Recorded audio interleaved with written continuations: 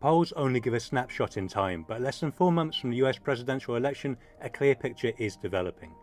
Donald Trump is losing to Joe Biden nationally and in swing states, and needs to change the trajectory of the race if he stands a chance of re-election in November. With momentum against the president, what options does he have?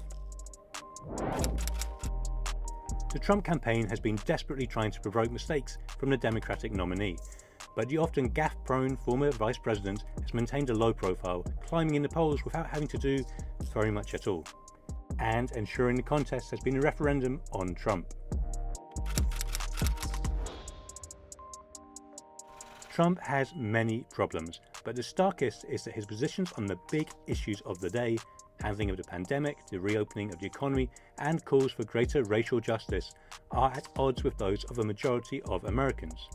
If he shifted position to be more in tune with public opinion, perhaps it would stop the slump. There have long been rumors that Trump could dump Vice President Mike Pence in favor of Nikki Haley, the former US ambassador to the UN.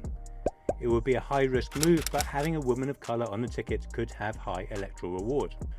An alternative option would be to persuade a conservative Supreme Court justice to step down and propose a female replacement, potentially making a partisan nomination process the focus of the run-in.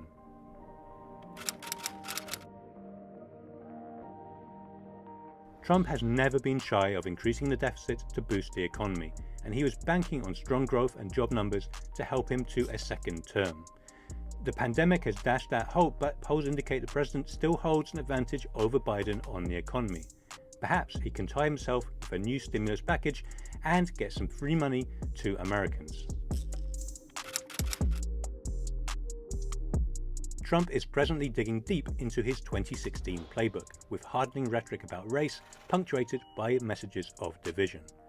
Can such a strategy really work again? He lost the popular vote to Hillary Clinton and won the Electoral College with narrow victories in key states. But now suburban women, independents, and even older voters are moving against the Republican. So it's difficult to see how repeating the 2016 plan is a winning formula. And if nothing else works, there's always the nuclear option. Step aside rather than lose.